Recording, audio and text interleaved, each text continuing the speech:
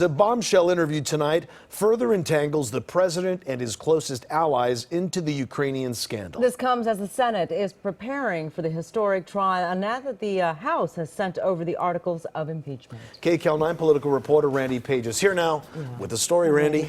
We're going to look back on this and say we actually lived through this. You are about to witness a decisive moment in American history as lawmakers carrying 2 articles of impeachment make the solemn march to the Senate.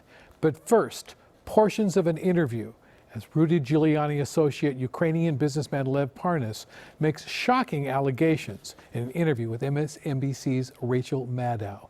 He said he wanted to set the record straight, beginning with what he calls a big lie. That the president didn't know what was going on. President Trump knew exactly what was going on. He was aware of all of my movements. I wouldn't do anything without the consent of Rudy Giuliani or the president. Lev Parnas told NBC's Rachel Maddow he was told to make it clear to top Ukrainian officials that the Ukrainian president must publicly announce an investigation into Joe Biden and his son Hunter, or else. It was all about Joe Biden, Hunter Biden, and it was never about corruption. It was strictly about the Burisma, which included Hunter Biden and Joe Biden. Was Vice President Mike Pence in the loop? I'm going to use a famous quote by Mr. Sutherland. Everybody was in the loop. How about Attorney General William Barr? Attorney General Barr was basically on the team. Parnas was asked about a text conversation capturing headlines today between him and a Trump campaign donor, suggesting they were tracking the movements of former ambassador to Ukraine, Marie Yovanovitch. I don't believe it's true. I think he was either drunk or he's was trying to make himself bigger than it was. There are questions tonight about whether documents turned over by Lev Parnas or his possible testimony will be admitted into the Senate impeachment trial.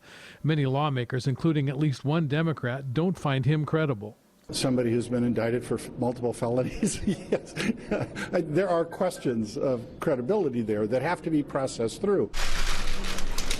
Earlier today, with the stroke of a pen, House Speaker Nancy Pelosi performed what may be her final act in this impeachment process as she signed 2 articles of impeachment, one charging the president with abuse of power, the other obstruction of Congress.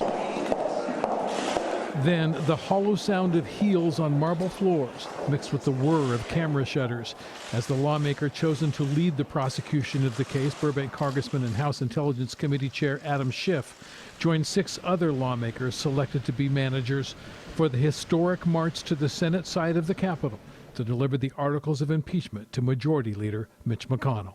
This is a difficult time for our country, but this is precisely the kind of time for which the framers created the Senate.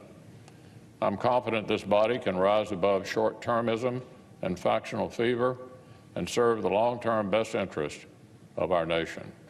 We can do this, and we must. Will the senators allow new evidence and testimony into the trial? Here's Congressman Adam Schiff. This information is going to come out anyway. If they don't vote to make these documents available, just as we are seeing over the last 3 or 4 weeks, the information is going to come out anyway.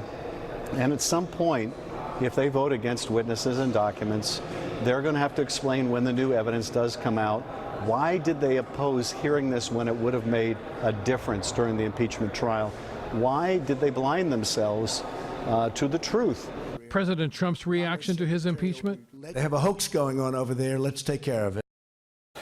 Well, tomorrow at 2 o'clock in the afternoon Eastern Time, Chief Justice John Roberts will swear in all 100 senators, and then next Tuesday, the Senate trial is set to begin.